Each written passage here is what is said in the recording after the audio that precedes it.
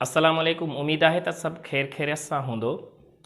Previous lecture में असां discuss करे आया हुआसीं अबाउट द साउंड वेव्स के हवाले सां ऐं उन जी नेचर के हवाले सां ऐं असां इहो पढ़ियोसीं त नेचर जेका आहे साउंड वेव्स जी उहा लॉन्गिट्यूडिनल आहे। हाणे असां जेकॾहिं अॻियां हींअर डिस्कस करे था वठूं स्पीड ऑफ साउंड के हवाले सां। हाणे असां इहो डिस्कस कंदासीं स्पीड ऑफ साउंड ते त इन में फार्मूला यानी कैलकुलेशन कीअं थींदी आहे, स्पीड ऑफ साउंड छा ते डिपेंड कंदी आहे।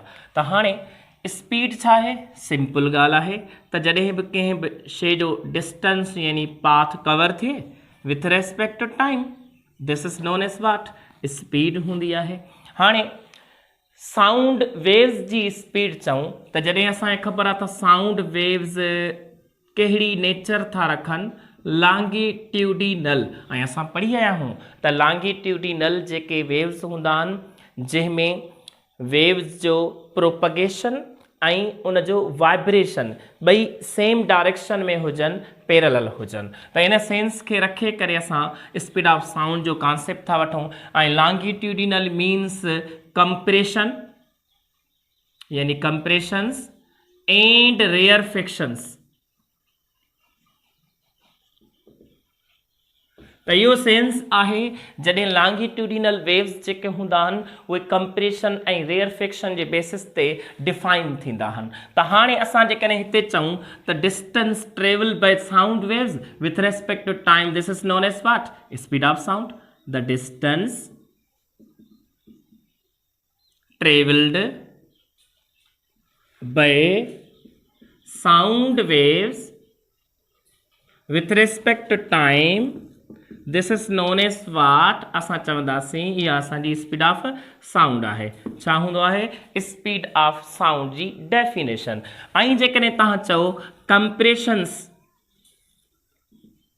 R rarefactions with respect to time, this is known as also, असां चवंदासीं स्पीड ऑफ साउंड हूंदी आहे। ठीकु आहे, जॾहिं कंप्रेशन ऐं रेयरफिक्शन ट्रेवल थियनि, ठीकु आहे, यानी ईअं खणी चई सघूं था with respect to time, this is also what, speed of sound जे बेसिस ते। हाणे स्पीड ऑफ साउंड एक्चुअल में असां जेको हूअं कॉन्सेप्ट वठंदा आहियूं सॉलिड में बि वठंदा आहियूं, लिक्विड में बि, गैसिस में बि। लेकिन सॉलिड जे लाइ असां हींअर जेका स्टडी घणे चैप्टर में कंदासीं उहा असां यानी गैसिस यानी कि एयर जे हवाले सां कंदा आहियूं। एयर जे हवाले सां त हवा में केतिरी स्पीड थी सघे थी। हाणे हूअं त सॉलिड हुजे, लिक्विड हुजे, गैसिस हुजे, सभिनी में स्पीड थींदी आहे। जीअं तव्हांजे बुक में टेबल ॾिनल आहे, खोड़ सारा सॉलिड मटीरियल आहिनि, मेटल्स आहिनि, वरी लिक्विड आहे, वाटर आहे, ऐं उन खां अलावा गैसिस जा खोड़ सारा टाइप्स आहिनि। त स्पीड ऑफ साउंड त सभिनी में कैलकुलेट थींदी आहे। हाणे कैलकुलेशन जे लाइ, कैलकुलेशन्स जे लाइ इन्हनि जेके मेथड यानी असांजा आया उहे कहिड़ा आया, हिकिड़ो हुयो मेथड डायरेक्ट ऐं ॿियो मेथड हुयो इको मेथड। इको मेथड जे ज़रिए, डायरेक्ट मेथड जो मतिलबु आहे त जॾहिं आवाज़ जा वेव्स वञनि ऐं सिधा लिसनर ॿुधे, वापसि आवाज़ ॿुधे न, यानी सिधो डायरेक्ट लिसनर ॿुधे, ॿुधंदड़ ॿुधे, डायरेक्ट आवाज़ कंहिं सोर्स मां पैदा थिया, क्लेप करे या को सायरन वॼाए, उन मां आवाज़ सिधो वञी हुन लिसनर ॿुधो, त इहो आहे डायरेक्ट मेथड। ऐं जॾहिं बि डायरेक्ट मेथड जे ज़रिए वठिबो त डिस्टेंस मापबो त केतिरो उन सोर्स ऐं लिसनर जे विच में आहे, सोर्स एंड लिसनर जे विच में डिस्टेंस केतिरो आहे उनखे मापबो। हाणे उनखे मापण जे लाइ हिकिड़ो इंस्ट्रूमेंट हूंदो अथव ऐं उहो इंस्ट्रूमेंट चइबो आहे यानी ट्रंडल व्हील। ट्रंडल व्हील ऐं इहो हिकिड़ो मैकेनिकल डिवाइस आहे, मैकेनिकल, जेको असां ईअं चवंदासीं त मैयर करे ॾींदो आहे असांखे जॾहिं असां स्पीड ऑफ साउंड काउंट कंदासीं, सोर्स ऐं लिसनर जे विच में जेको डिस्टेंस हूंदो आहे उनखे मापे ॾींदो आहे। त इहो हिकिड़ो कॉन्सेप्ट अथव। ठीकु आहे, हाणे सोर्स ऐं लिसनर जे विच में डिस्टेंस मापबो with respect to time, time बि काउंट कबो त केतिरे टाइम में उते पहुचे थो इन बेसिस ते, यानी केतिरो टाइम लॻेसि थो डिस्टेंस कवर करण वक़्तु, त उहा स्पीड थी वेंदी। पर जेकॾहिं इको मेथड जे हिसाब सां मापियूं त पोइ असां चवंदासीं त 2d/t हूंदो आहे। छो 2d? अंडरस्टूड आहे डिस्टेंस एक्चुअल पाथ यानी लेंथ कवर कंदो न, त जंहिं टाइम में पंधु थियो, लेंथ कवर थियो, पाथ कवर थियो, त उहो टाइम वरी इको मेथड में इको चइबो आहे त जॾहिं बि असां को बि डिस्टेंस ट्रेवल थिए वरी बाउंस बैक थिए त लाज़मी आहे बाउंस बैक माना रिफ्लेक्शन खां पोइ बि जेको डिस्टेंस ट्रेवल थिए उनखे असां चवंदासीं इको। त हाणे हिते हिकिड़ो दफ़ो वेंदो वरी ॿियो दफ़ो बि ईंदो, त एक्चुअल पाथ त ॿ दफ़ा कवर थियो न एक्चुअली, त इन जे करे असां 2d/t वठंदासीं। इन खे बि डिस्टेंस खे मापण जे लाइ असां कहिड़ो इंस्ट्रूमेंट यूज़ कंदा आहियूं? ट्रंडल व्हील कंदा आहियूं। छा कंदा आहियूं? ट्रंडल व्हील। हाणे आहे इन कॉन्सेप्ट खे रखे करे डायरेक्ट मेथड वठो या इको मेथड वठो। हाणे इन में असां ईंदासीं, डिस्कस कंदासीं। हाणे असां अॻियां इहो ॾिसंदासीं त स्पीड ऑफ साउंड जेकॾहिं के मटीरियल जे बेसिस ते लिक्विड, गैसिस या सॉलिड जे हिसाब सां मापियूं त उहा छा ते डिपेंड कंदी आहे। त हाणे कॉन्सेप्ट इहो आहे त स्पीड ऑफ साउंड खे जॾहिं यानी मटीरियल जे बेसिस ते, मीडियम जे बेसिस ते काउंट कयो त उहो ॿिनि प्रॉपर्टीज़ ते डिपेंड कंदो आहे। हाणे असांखे ख़बर आहे त हीउ लॉन्गिट्यूडिनल नेचर थो रखे ऐं कंप्रेशन ऐं रेयरफेक्शन थिए थो। लाज़मी आहे कंप्रेस रेयरफाइड, कंप्रेस रेयरफाइड। त हाणे इन में वाइब्रेशन थिए थी यानी कि इलास्टिसिटी वारी प्रॉपर्टी आहे। उन खां अलावा इनर्शियल माना मास वारो हिस्सो, मास लाज़मी आहे डेंसिटीअ सां कंपेयर कयो या मास सां कंपेयर कयो, त ॿिनि प्रॉपर्टीज़ ते डिपेंड कंदी आहे स्पीड ऑफ साउंड। हिकिड़ी हूंदी आहे इलास्टिक ऐं ॿी हूंदी आहे इनर्शियल प्रॉपर्टी। असां इलास्टिक यानी कि इलास्टिसिटी वठंदा आहियूं ऐं डिवाइडेड बाय असां डेंसिटी वठंदासीं। इनर्शियल प्रॉपर्टी असांजी कहिड़ी हूंदी आहे? डेंसिटी हूंदी आहे। अॻिते हली इन खे अञा असां जेकॾहिं कंपेयर कयूं त इलास्टिसिटी खे प्रेशर सां कंपेयर कयो वियो आहे। प्रेशर सां केतिरो प्रेशर वधे थो, केतिरो घटिजे थो, पोइ उन में इलास्टिसिटी यानी वाइब्रेशन जो कॉन्सेप्ट ईंदो आहे। त हिते इलास्टिसिटी जे जॻह ते प्रेशर रखियो वेंदो आहे ऐं हिते डेंसिटी जे बेसिस ते कॉन्सेप्ट साॻियो हूंदो आहे ऐं इन जे बेसिस ते स्पीड ऑफ साउंड कैलकुलेट थींदी अथव प्रैक्टिकली असां जॾहिं वठंदा आहियूं। त हाणे शयुनि खे मैथमेटिकली प्रैक्टिकली प्रेशर खे रखे डिवाइडेड बाय डेंसिटी जो वैल्यू रखे स्पीड ऑफ साउंड काउंट कई वेंदी आहे। हाणे हिते इहो सेंस आहे त यानी इलास्टिसिटी यानी वाइब्रेशन वधीक थींदी यानी कि हू टाइम घटि लॻंदो, फास्ट ईंदो। माना हिकिड़ो ओसिलेशन का बि बॉडी, को बि मॉलिक्यूल यानी 5 सेकंडनि में पूरो थो करे हिकिड़ी ओसिलेशन खे 5 सेकंड थो लॻाए मिसाल, ऐं ॿियो हिकिड़ो मॉलिक्यूल आहे जेको हिकिड़े सेकंड में हिकिड़ी ओसिलेशन थो करे, हू हिकिड़े ओसिलेशन खे 5 थो लॻाए ऐं ही हिकिड़े सेकंड में यानी कि ओसिलेशन पूरी थो करे। त लाज़मी आहे 5 सेकंड जेकॾहिं हुन सां कंपेयर कयूं त हिकिड़े सेकंड वारो 5 में 5 ओसिलेशन कंदो ऐं हू 5 जे लाइ लाज़मी आहे 25 सेकंड लॻाईंदो। त टाइम जंहिंमें घणो लॻंदो अंडरस्टूड आहे स्पीड जे बेसिस ते वठूं, टाइम जंहिंमें घणो हुन में स्पीड घटि ऐं जंहिंमें टाइम घटि हुनजी स्पीड वधीक। त टाइम कहिड़ो घटि लॻाईंदो? जंहिंजी वाइब्रेशन वधीक, इलास्टिसिटी वारी प्रॉपर्टी वधीक, रिस्टोरिंग फोर्स वधीक। त इहो हिकिड़ो सेंस हूंदो अथव, कॉन्सेप्ट हूंदो अथव। त ठीकु आहे, इन वाइब्रेशन जे बेसिस ते वठूं, इलास्टिसिटी जे बेसिस ते वठूं त स्पीड ऑफ साउंड वधीक हूंदी आहे। हाणे डेंसिटीअ सां कंपेयर कबो। हाणे ॻाल्हि इहा आहे त असां हिते जेका इलास्टिसिटी वठंदा आहियूं उहा वठंदा आहियूं बल्क मॉड्यूलस वारी। बल्क छा हूंदो आहे? बल्क हिकिड़ी इलास्टिसिटी हूंदी आहे फिल्ड मटीरियल में। फिल्ड जेके एयर हुजे, ठीकु आहे, वाटर हुजे, असां मोस्टली एयर था चऊं, त बल्क माना हवा में जेका इलास्टिसिटी हूंदी आहे उते असां छा वठंदा आहियूं? बल्क माना बल्क मॉड्यूलस वठंदा आहियूं। सिंपल ॻाल्हि आहे हिते चवण जी त असां हिते इलास्टिसिटी यानी कंहिंसां, कहिड़े मटीरियल सां कंपेयर था कयूं? जेको असांजो हवा जो मटीरियल आहे, बल्क आहे, ठीकु आहे।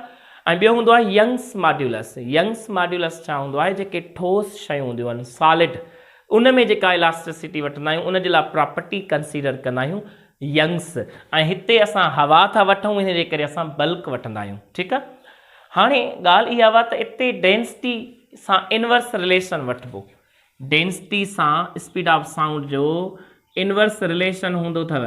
हाणे हिते ॻाल्हि इहा हुआ, जीअं तव्हां चवंदो त जेकॾहिं डेंसिटी त सॉलिड मटीरियल जी वधीक हूंदी आहे त उन बेसिस ते असां कंपेयर कंदासीं त डेंसिटी वधीक त स्पीड ऑफ साउंड वधीक जो सेंस अचे, माना सॉलिड मटीरियल जे लाइ स्पीड ऑफ साउंड जो ऐं डेंसिटी जो रिलेशन डायरेक्ट हुजे। लेकिन असां फार्मूले में था ॾिसूं था त डेंसिटीअ जो रिलेशन चाहे सॉलिड खणूं, चाहे लिक्विड खणूं, चाहे गैसिस खणूं, त इन में त असांखे इहो थो सेंस मिले त स्पीड ऑफ साउंड जो रिलेशन चाहे सॉलिड लिक्विड गैस कहिड़ो बि हुजे उन जो इनवर्स रिलेशन आहे, त सही त आहे। डेंसिटी भली वधीक आहे सॉलिड में, पर उते वाइब्रेशन वधीक हुआ, इलास्टिसिटी वधीक हुआ डेंसिटी जे मुक़ाबले में। ज़हन में रखे छॾिजो त सॉलिड में वाइब्रेशन वधीक हूंदी आहे, फास्ट हूंदी आहे, जेतिरी ओसिलेशन वधीक, वाइब्रेशन वधीक, यानी इलास्टिसिटी वधीक। इन जे बेसिस ते भली डेंसिटी वधीक हुजेसि, लेकिन इलास्टिसिटी सां कंपेयर कंदासीं त पोइ उन जे कॉन्सेप्ट में अची वेंदो आहे।